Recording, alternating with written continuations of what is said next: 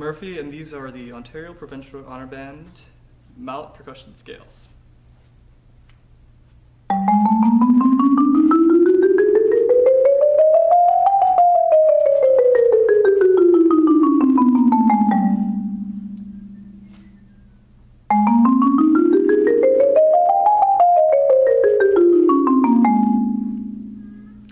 Now, as you'll notice, as I am playing each of these different scales, I'm keeping my mallets low, not using any of my arm, and making sure that in each of my strokes, I have bounce.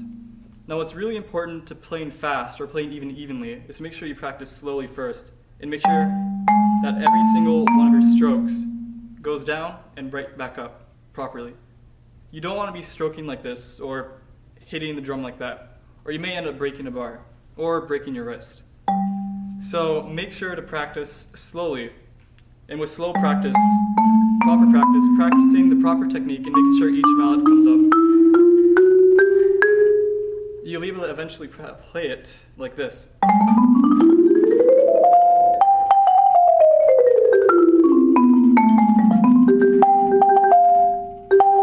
And that all just comes from practicing very slowly. And remember, I do say it does come back up, but make sure when it comes up, it doesn't go up more. This is called a stroke with prep, and it's what a lot of mallet players try to avoid. There's nothing wrong with it, but when you're practicing slow, make sure to practice with just the bounce.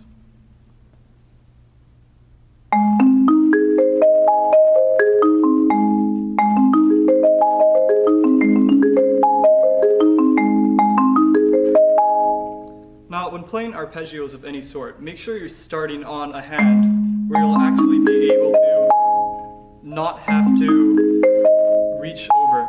So, for this A flat major, by starting on my right hand, I can avoid any awkward crossovers. And when you practice as well, make sure that you practice it slowly, and with each practice note, the hand's already ready for the next note that you're going to hit. If you practice like this,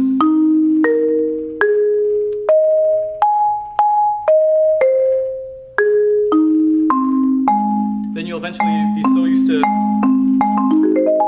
moving quickly that it's only a matter of time that you'll be able to play it quickly. Now, when rolling on a mallet instrument, a lot of people have this weird thought that it's something that's really fast and, well, I guess really loud.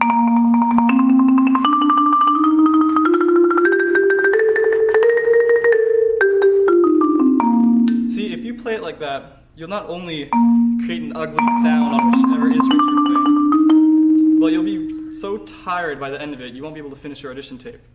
So a really smart thing to do when rolling is to make sure that they're slow, relaxed, and just sound even.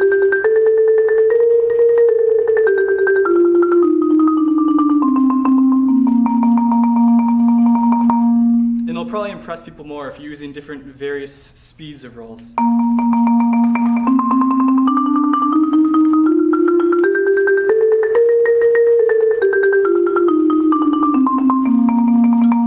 But note, this is also to a metronome at 72 apparently, so make sure you don't overdo it. For arpeggios, make sure it's just like that, but make sure that when you're leading, the last note that strikes, when the last note strikes, the other hand is already at the next note. So if you're doing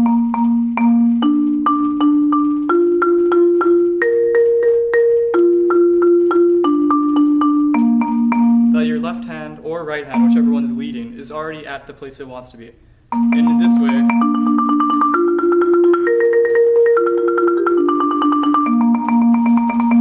it'll sound and look 100 times more even. Now, one more thing before I move on.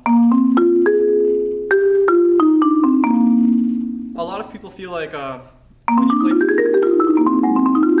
you're playing, that everything should be really loud, including the beginning. beginning of scales. It's important that you try not to accent any of the notes and just keep everything even, unless an accent's written in.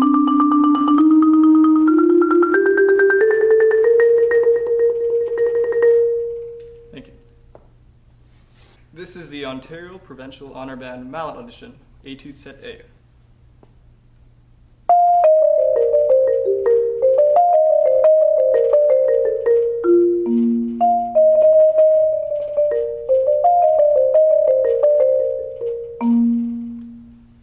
Now, when looking at mallet auditions such as this, taking everything I've also taken from the scales, the same kind of technique, you want to make sure that you follow the line. Now, this is kind of a sight reading skill or a sight reading technique that people say, which is basically as you move up an instrument in notes, you kind of crescendo a little bit, and as you go down, you kind of quiet down a little bit. Now, this is what we percussionists like to call tomfoolery of some sort, which is basically we pretend that we can play legato when we actually can't, because this isn't legato. We're hitting notes. But by playing like this,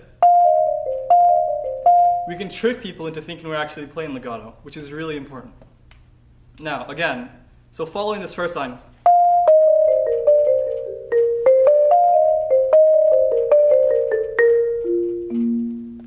just like that, you can see how I've kind of implemented this kind of idea of following the line. And when you're reading music, make sure you're always looking a couple bars ahead, or at least the next quarter note.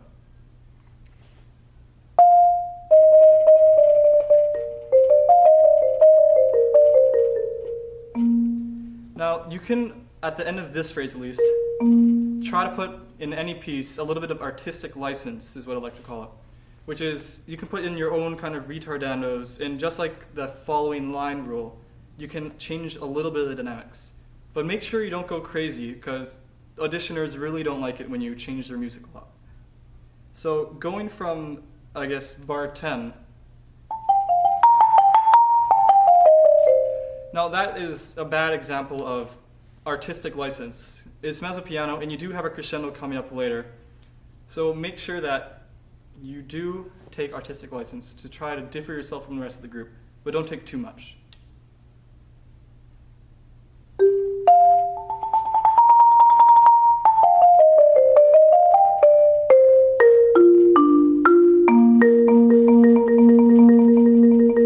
Hello, my name is Michael Murphy, and this is the Ontario Provincial Honor Band Snare Drum Edition Etude Set A.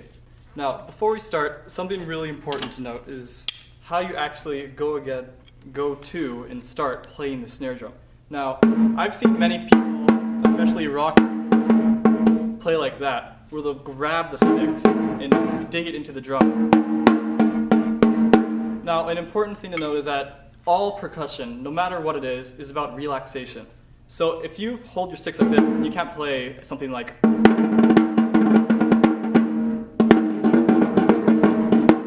So the first step to playing this snare drum is to get relaxed. So pretend you're washing your hands under a faucet. You're shaking it out. Now, right here where my right hand is, that's a pretty good playing height for me. I'm just going to throw that stick in there. And now, my arm's completely relaxed. And with this,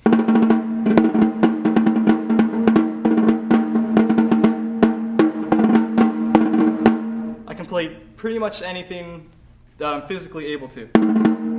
So now that we're kind of relaxed, as you'll notice something on here, I actually do have a credit card sitting on the snare drum. Now the only reason I have this here is because without the credit card, you'll hear something like this. As you can kind of hear, the snares are ringing. There's a little bit of a trashy sound. So by putting a card, a small piece of cloth, even if you wanted to, put your cell phone, you will mute the sounds of the snare and the ringing that comes with it. Now you can experiment with different things to use. Each thing you use will have a different sound and effect to the snare.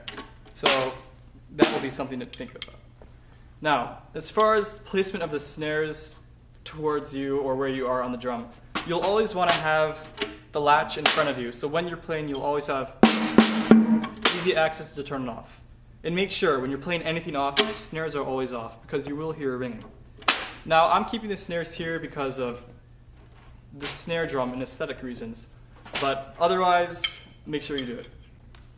So here is Etude set A.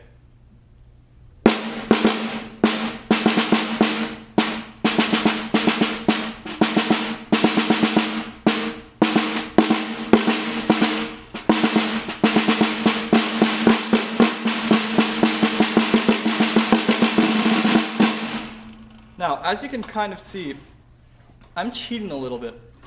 When I crescendo and decrescendo, I'm actually moving up and down to between the middle of the drum to the edge of the drum. Now, no matter how hard, let's say I'm hitting the same strength.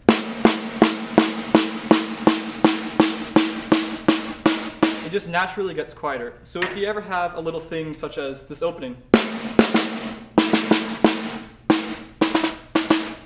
just by moving to different spots on the drum, I can automatically change my dynamic from forte to piano to mezzo forte to even fortissimo if I wanted to. Now another thing to note that when you're power playing snare drum, that playing too close to the rim will give you this kind of clicky sound,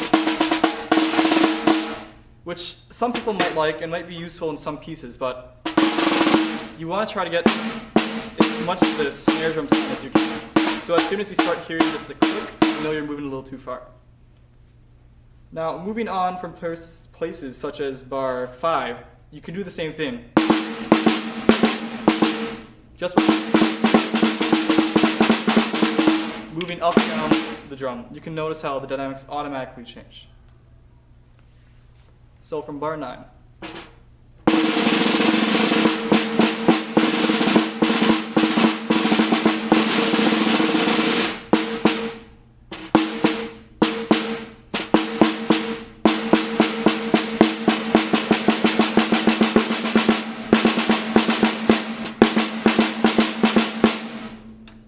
Now, as you can tell there, this is a pretty long crescendo. 4 bars is not something that, if you're rolling at least, it's not really fun to do. But you have to make sure that for dramatic effect and for musicality, you stay at the low ones in the low dynamic levels as much as possible. And really, the big crescendo comes at the end. So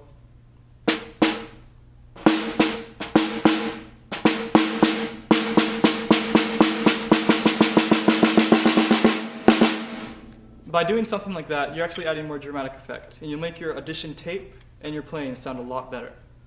Now, you can tell I kind of did something there, which was I kind of tightened up my grip a little bit. And by doing something like this, even when playing quietly, you can actually intensify your playing and make it seem like you're playing more dramatically.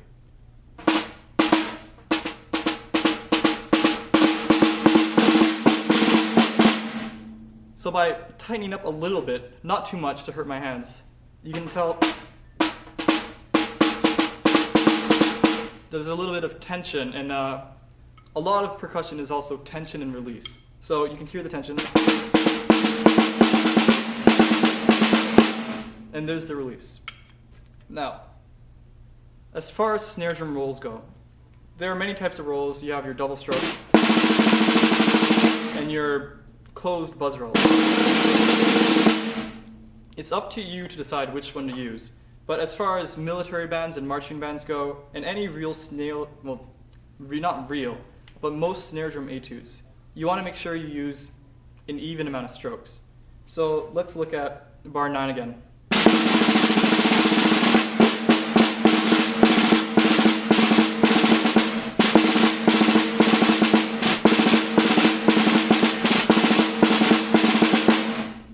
Now, another thing to note is that there are sometimes notated in drum parts what kind of roll to use. Now, most composers actually don't know how to use it, so a lot of it's up to your discretion. But again, for 9, you can do it.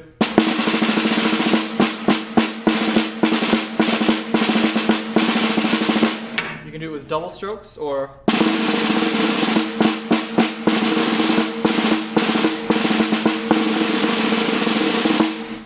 with a buzz roll. Now, to make sure you end a piece properly, make it as perfect as possible. So when practicing, if you're not ready for an audition, just make sure you have the openings and the endings absolutely perfect. What's in the middle is just fluff. So.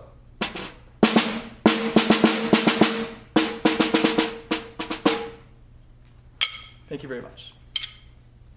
This is the timpani scale.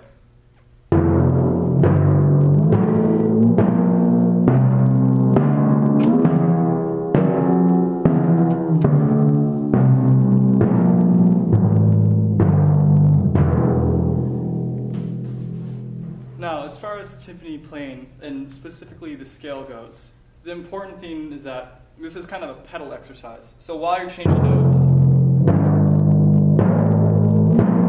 make sure you're hitting at the same time so you can forget about this sound.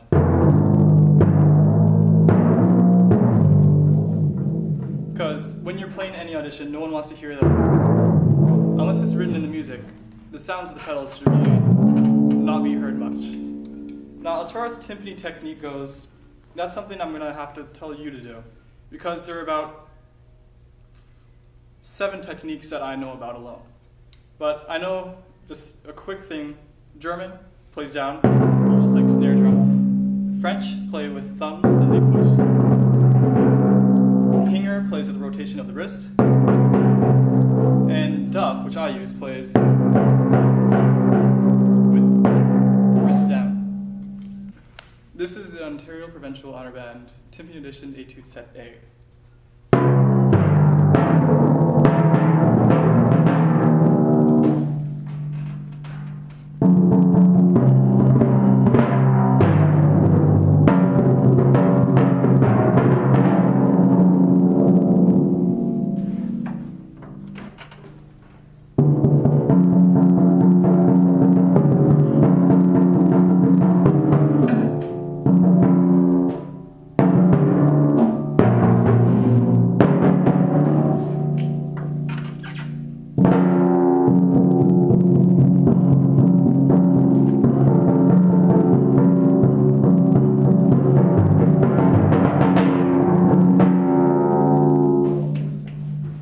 Now, an important thing to note on the timpani is that playing position is, you want to make sure you're not playing in the center, too close to the edge, but you want to make sure you're playing about a third of the way in. And this will give you probably the best and clearest tone on the timpani. Now, there are effects where one might use that, those will be written in pieces. Now, as far as crescendo or crescendi and decrescendi go on timpani, you can either do it by just lowering the height, or you can move in, or I've seen people even move out. Now, these are both very viable options, though they do both sound different.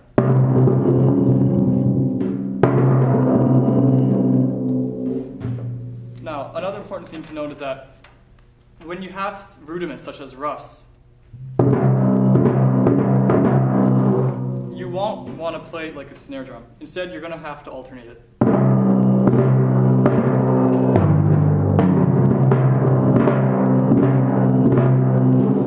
And with this,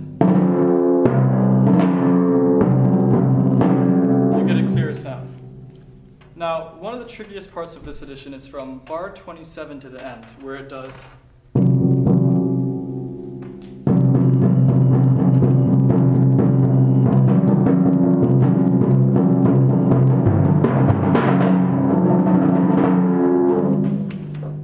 Now, the reason this is tricky is because you're swapping from triplets right into 16th notes.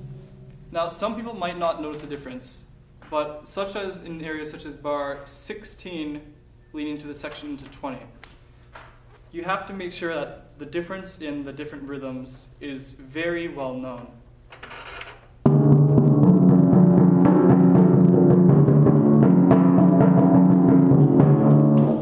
And by making it as clear as possible that the rhythms differently, you'll make your audition 100 times better than anyone else's. Thank you. And we don't care about the young folks talking about the outside.